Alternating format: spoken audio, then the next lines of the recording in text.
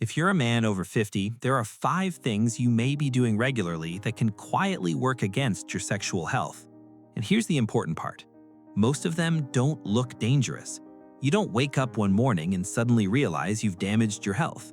Instead, they build slowly. A little less movement, a little more stress, a little less sleep, a few extra drinks. Maybe you start ignoring changes because you think they're simply part of getting older. Then one day you notice something isn't quite the same. Your energy is lower. Your desire isn't what it used to be. Your erections aren't as reliable. And you start wondering, is this just aging?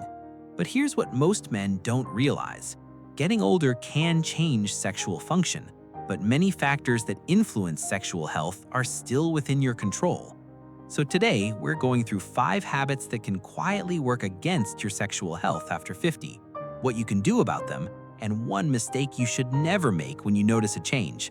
Let's start with number 5, because it's probably more common than you think. Number 5 is spending too much time sitting and not moving enough. Think about a normal day. You wake up, you have breakfast, you sit in the car, you sit at work, you sit down for lunch, you drive home, then you sit on the couch. Maybe you spend another 2 or 3 hours watching television, and before you know it, most of your day has disappeared into a chair.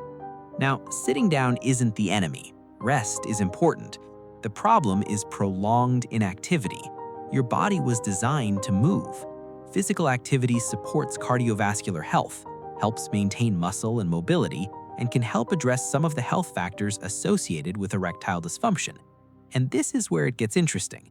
Sexual health isn't separate from cardiovascular health. An erection depends partly on healthy blood vessels and adequate blood flow. So when you stop moving regularly, gain weight, or become less physically active, you're not just affecting your legs, you're affecting your overall health. You don't need to become a marathon runner. Start walking. Take a short walk after dinner. Stand up regularly if you've been sitting for a long time. Walk while you're talking on the phone. Take the stairs when appropriate. Small amounts of movement repeated consistently can be much easier to maintain than an extreme workout plan. Now let's move to number 4. Number 4 is poor sleep, and this one is often underestimated. You might think sleep is only about feeling tired the next morning. It isn't. Sleep affects your entire body. When you're constantly sleeping badly, you may feel exhausted, less focused, less motivated, and more stressed. And poor sleep can also be associated with problems that affect sexual health. Maybe you stay up late watching television. Maybe you wake up several times during the night. Maybe you're constantly getting 5 or 6 hours of sleep and telling yourself you're fine. Maybe you snore heavily or wake up feeling exhausted despite spending enough time in bed. These things deserve attention. But here's what most men don't realize. You can't always fix poor sleep simply by going to bed earlier. Sometimes there's an underlying reason. Stress can interfere with sleep. Medications can affect sleep. Medical conditions can affect sleep, and sleep apnea is another condition worth discussing with a healthcare professional, especially if you snore loudly, stop breathing during sleep, or feel unusually tired during the day. So don't treat sleep as wasted time. It's part of taking care of your body. And if your sexual health has changed at the same time that your sleep has deteriorated, that's worth mentioning to your doctor. Now let's talk about number 3. Number 3 is smoking. If you smoke, this is one of the most important habits to address. Smoking damages blood vessels, and healthy blood vessels matter for erections. Remember, an erection isn't simply about sexual desire. Blood needs to reach the penis and stay there long enough for an erection to develop and remain firm.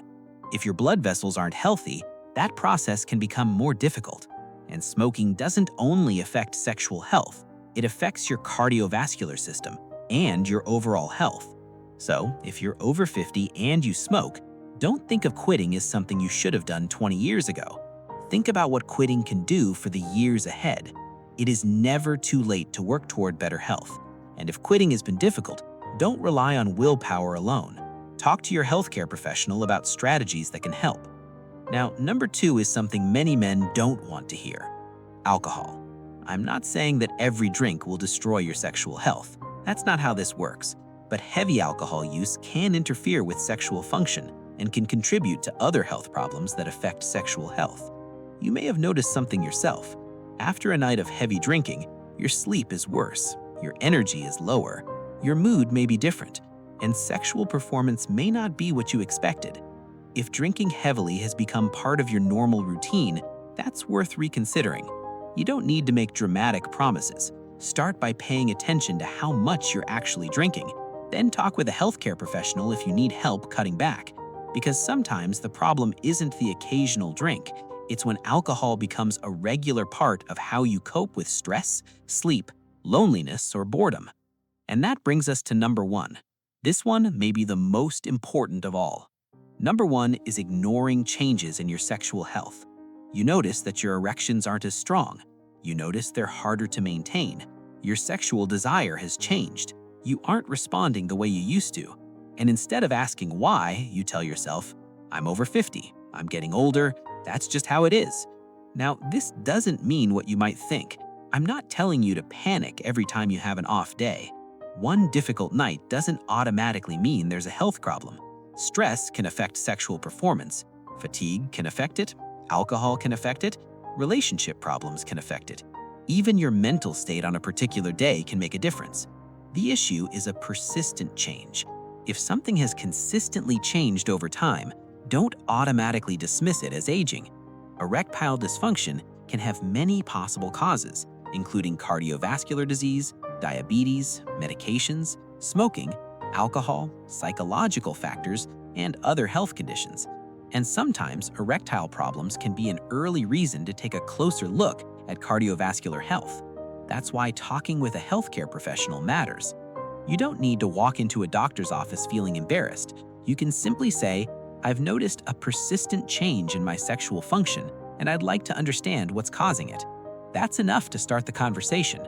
Your doctor may ask about your medications, blood pressure, blood sugar, lifestyle, stress, sleep, and other symptoms. The goal isn't to judge you, it's to understand what's happening. And here's another factor you shouldn't ignore: your medications. Some medications can contribute to erectile problems, but never stop a prescription on your own. If you think a medication may be affecting you, talk to your doctor or pharmacist. They may be able to adjust the treatment or determine whether something else is responsible. Now let's bring all 5 together. Number 5, too much sitting and too little movement. Number 4, consistently poor sleep. Number 3, smoking. Number 2, heavy alcohol use. And number 1, ignoring persistent changes in your sexual health. Notice something about this list. None of these problems requires a miracle supplement. None requires you to become 25 again. They're about taking better care of the body you already have.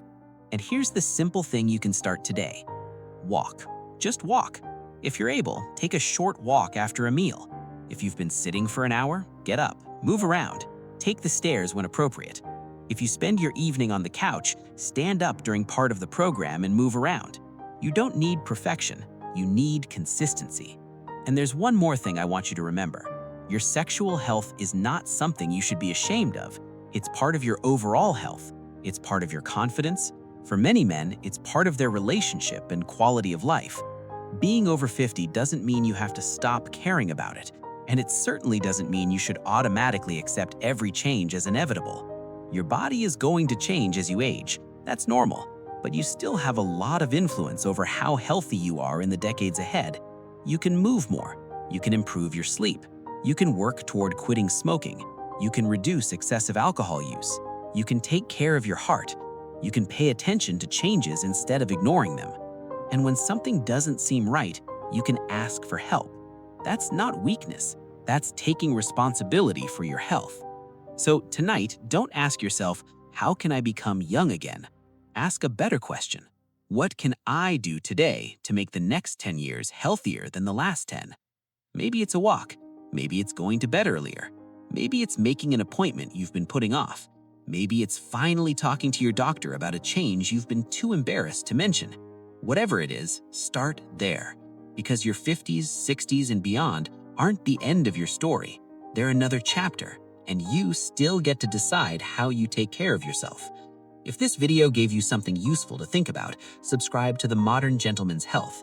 Every week, we share practical health information for men over 50 and 60 without the hype, embarrassment, or miracle promises. And if you know another man over 50 who might be ignoring his health because he thinks it's just aging, share this video with him. Sometimes the most important health advice is the advice we finally decide to listen to. Take care of your body, protect your health, stay active, and remember, getting older doesn't mean giving up. This is the modern gentleman's health.